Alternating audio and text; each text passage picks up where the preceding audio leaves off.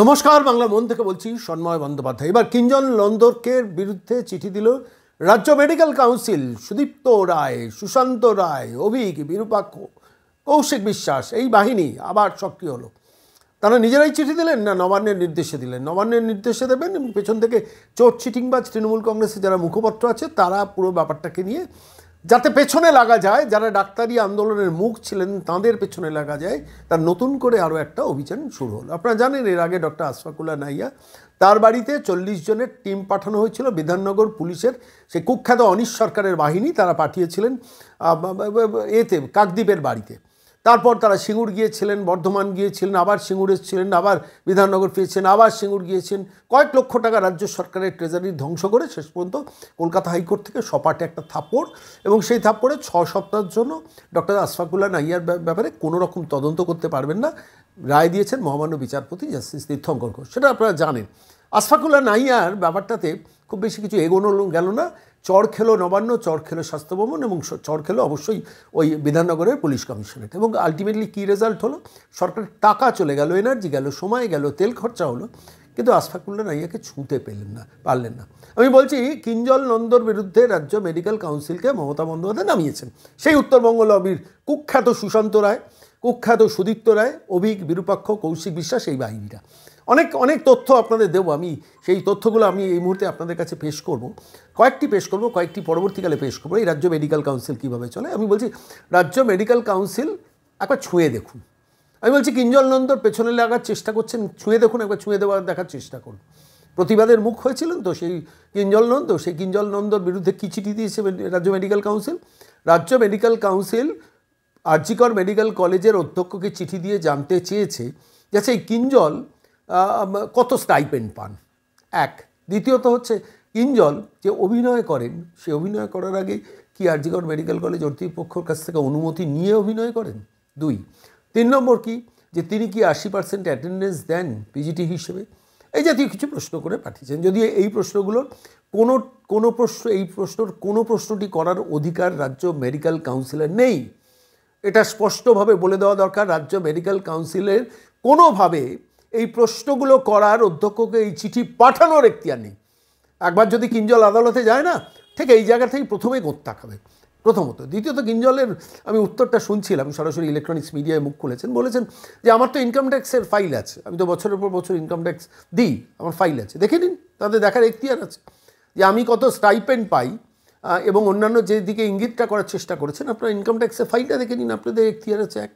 দ্বিতীয়ত যেটা হচ্ছে, আমি আমার কর্মজীবনের বাইরে আমি কি করব তার জবাব আমি রাজ্য মেডিকেল কাউন্সিলকে দেব না। ঠিকই বলেছেন। তিনি অভিনয় করে যথেষ্ট সুনাম অর্জন করেছেন, আজকে আন্দোলনের মুখ হয়েছেন, কিন্তু আন্দোলনের মুখের আগেও কিঞ্জল নন্দ অভিনয় জগতে যথেষ্ট পরিচিত মুখ হয়ে গিয়েছেন।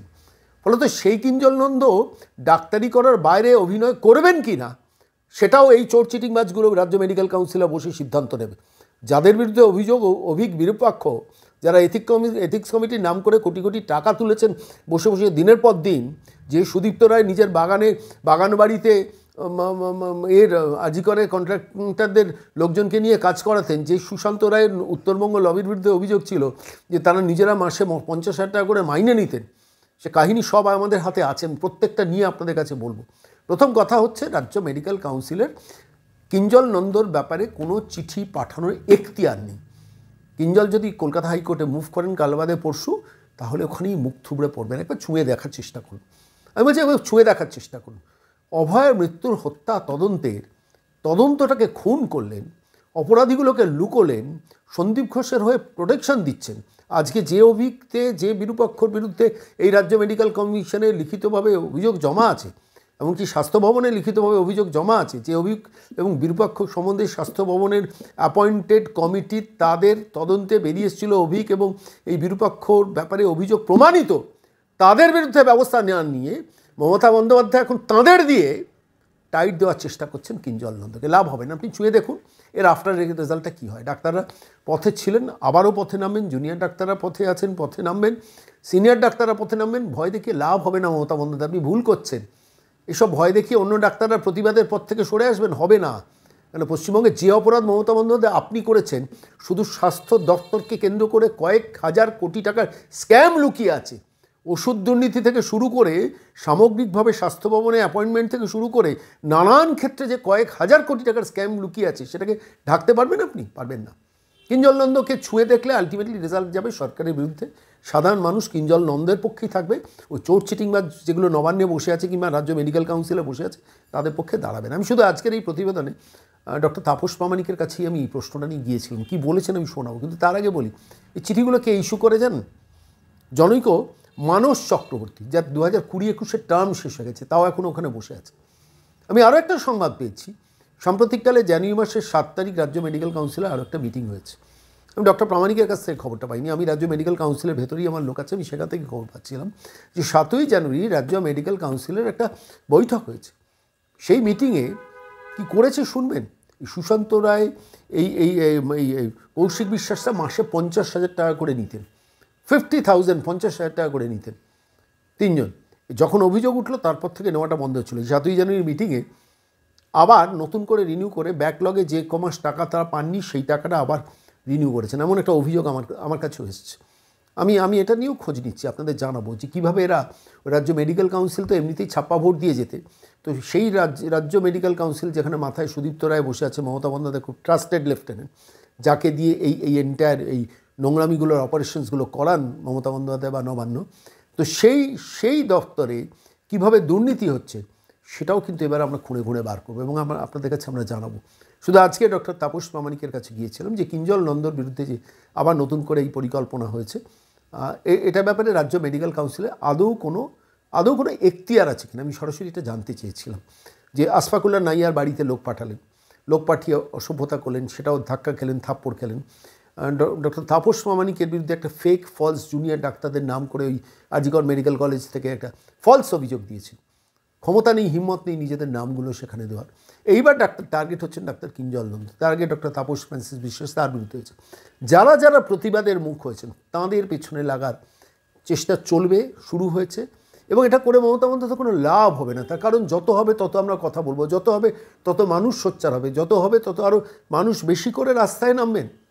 আমি আজকের এই প্রতিবেদন পেশ করতে গিয়ে আমার খালি মনে হচ্ছিল আরও কত ডাক্তারবাবুকে এরা এই অসভ্যতা করবেন, এবং আলটিমেটলি কারা বেনিফিশিয়ারি হবে জানেন তো? এই থ্রেড কালচার যারা করছে, যারা এথিক্স কমিটি নাম করে রাজ্য মেডিকেল কাউন্সিলে টাকা তুলতেন বলে অভিযোগ, তারা বেনিফিশিয়ারি হবে। তাদের বিরুদ্ধে কোনো শাস্তি নেই। সন্দীপ ঘোষের বিরুদ্ধে সরকার এখনও চার্জশিট দেওয়ার ব্যাপারে অনুমতি দেয়নি, ভাবতে পারেন, তাকে এখনও সাসপেন্ড করেনি। কত বড় অপরাধী এবং ক্রিমিনালদের সরকার নবান্নের 14 তলায় বসে আছে, একটু ভাবুন তো। যাই হোক, আজকে আমি বলছি কিঞ্জল নন্দকে মমতা বন্দ্যোপাধ্যায় আপনি স্পর্শ করে দেখুন, ছুঁয়ে দেখুন, টাচ করে দেখুন। লেদার ইলেকট্রনিক্স কমপ্লেক্স থানা বা কোনো টালা থানাকে দিয়ে ডেকে পাঠাবেন তো? আপনি ডেকে পাঠান, যদি হিম্মত থাকে ডেকে পাঠান, তারপর আফটার শক রিয়াকশানটা কী হয় দেখবেন। এভাবে স্বাস্থ্য দপ্তর চলবে না। চুরি বন্ধ করুন, ডাকাতি বন্ধ করুন, অভিক বিরূপাক্ষকে জেলে পুরুন, সুদীপ্ত রায়কে ওখান থেকে তাড়ান, সুশান্ত রায় উত্তরবঙ্গ লবি থেকে সরান, এসপি দাসদের সরান। সেটাই হবে বাংলার স্বাস্থ্য ব্যবস্থার পুনরুদ্ধারের প্রথম স্টেপ। সেটা না করে আপনি কখনো আশফাকুল্লাহ নাইয়া, কখনো ডক্টর তাপস প্রামাণিক, কখনো কিঞ্জল নন্দদের টাচ করার স্পর্ধা দেখাচ্ছেন। আমি বলছি এটা স্পর্ধা। এই স্পর্ধা কিন্তু বাংলার মানুষ ভেঙে দেবে একদিন, অপেক্ষা করুন। দেখুন, শুনুন কি বলেন ডক্টর তাপস প্রামাণিক এই বিষয়টা নিয়ে, শুনুন। বলছি ডক্টর নাইয়া, তারপর আপনি, তাপস ফ্রান্সিস বিশ্বাস, এক এক করে লাইন লম্বা হচ্ছে পেছনে লাগার। মেডিকেল কাউন্সিল কিঞ্জলের ব্যাপারে চিঠি দিয়েছেন আজিগর মেডিকেল কলেজ হসপিটালকে যে তিনি তার ডিটেলস, তিনি ঠিকমতো ডিউটি করতেন কিনা, তিনি অভিনয় করার ব্যাপারে পারমিশন নিয়েছেন কিনা। আদৌ মেডিকেল কাউন্সিলের এখতিয়ার আছে নাকি? এটা কি বলবেন? দেখুন, কিঞ্জল নন্দ একজন পোস্ট গ্রাজুয়েট স্টুডেন্ট। সে কলেজে কতগুলো ক্লাস করে, কবে প্রেজেন্ট থাকে, কবে অ্যাবসেন্ট থাকে, সে পরীক্ষা দেওয়ার জন্য মানে তার আছে কিনা, এলিজিবিলিটি আছে কিনা, এটা এন্টায়ারলি কন্ট্রোল করে হচ্ছে West Bengal university of health science. আমাদের হেলথের যে 3টে সিস্টেম, একটা স্বাস্থ্য ভবন, একটা West Bengal university of health science, একটা ওয়েস্ট বেঙ্গল মেডিকেল কাউন্সিল, সবার আলাদা আলাদা কাজ, সেগুলো কিন্তু সেপারেটেড। কিন্তু ওয়েস্ট বেঙ্গল মেডিকেল কাউন্সিল এরা হচ্ছে এখতিয়ার বহির্ভূত কাজ করতে করতে অভ্যস্ত হয়ে গেছে। এই যে কিঞ্জল নন্দর ব্যাপারে যে জিনিসটা ওরা লিখে পাঠিয়েছে, এটা তো ওদের কোনো এখতিয়ার নেই, এবং ওরা হচ্ছে স্বাস্থ্য সচিবকে চিঠি পাঠিয়েছে। কিন্তু এর আগে যে চিঠিগুলো পাঠাচ্ছে, ইস্যু করছে সেই মানস চক্রবর্তী, তিনি তো নিজেই ইললিগাল। তিনি নিজে কবে গ্রাজুয়েশন পাস করেছে, কোন কলেজ থেকে পাস করেছে, এর আগে আমাদের যারা জয়েন্ট প্ল্যাটফর্ম অফ ডক্টর বা জুনিয়র ডক্টররা যখন ঘেরাও করে জিজ্ঞাসা করেছিল, সে তখন তার কিন্তু উত্তর দিতে পারেনি। তো এই ভদ্রলোক, তার কি এখতিয়ার আছে? সে একজন গ্রাজুয়েশন পাস করেনি, সে একজন পোস্ট গ্রাজুয়েট করা ছেড়ে মানে কিভাবে কতদিন উপস্থিত আছে কি নেই সেই সব নিয়ে চিঠিপত্র করছে। আর এগুলো ওনার এখতিয়ারের, এগুলো বাইরে। আর সব থেকে বড় ব্যাপার, ওয়েস্ট বেঙ্গল মেডিকেল কাউন্সিলের বড় বড় কর্তা ব্যক্তিরা অভয়ের কেসের ক্রাইম সিনে দেখা গেছে সেই বিখ্যাত ফিঙ্গারপ্রিন্ট বিশেষজ্ঞ অভিক দে। তো এই সমস্ত লোক, তারা নিজেদের এই ক্রাইম এখনো কি মুক্ত হয়েছে? সিবিআই এখনো সাপ্লিমেন্টারি চার্জশিট দেয়নি। এরা আবার হচ্ছে স্বপদে এসে ওয়েস্ট বেঙ্গল মেডিকেল কাউন্সিলকে একটা আবার জালিয়াতি শুরু করেছে। আগে সাপ্লিমেন্টারি চার্জশিট পড়ুক, এদের নামগুলো তো আসতে পারে, কারণ ক্রাইম সিনে ওদেরকে দেখা গেছে। আর এদের তো নিজেদের সিস্টেমেরই কোনো ঠিক নেই, এরা কিভাবে এই ধরনের কাজগুলো করে আছে। এবং দিনের পর দিন ওরা ভাবছে যে অভয় কেসে যারা যারা প্রতিবাদ করেছে তাদেরকে এখন কি করে ঝামেলা করা যায় তাদের সাথে, এবং তাদের সাথে ভিনডিক্টিভ অ্যাটিটিউড দেখাচ্ছে। এদের এই এখতিয়ারের ভেতরেই পড়ে না। আগে ওরা নিজেরা ক্লিন হোক, তারপরে অন্যকে ক্লিন করা শেখাবে। এবং যদি কিঞ্জলের এগেনস্টে কোনো অভিযোগ থাকে, তার জন্য তো কিঞ্জল যে ডিপার্টমেন্টে কাজ করে, মাইক্রোবায়োলজি ডিপার্টমেন্ট, সেখানে হেড অফ দি ডিপার্টমেন্ট আছে, তিনি দেখবেন, বা কলেজের প্রিন্সিপাল আছে, তারা সেই ব্যাপারগুলো দেখে। এবং কোনো রকম অভিযোগ থাকলে আমরা এতদিন জানতে পারতাম। তো ওয়েস্ট বেঙ্গল মেডিকেল কাউন্সিলের হঠাৎ করে এত মাথা ব্যথা কিসের? আর তাদের যদি মাথা ব্যথাই হবে, আরজি করে সন্দীপ ঘোষ প্রচুর ডাক্তারকে ট্রান্সফার করেছে এবং অনেক ডাক্তার ভিক্টিমাইজ হয়েছে, বা যে সমস্ত এখন ডাক্তারের প্রচুর ক্রাইসিস, আমরা চালাতে গেলে অসুবিধা হচ্ছে।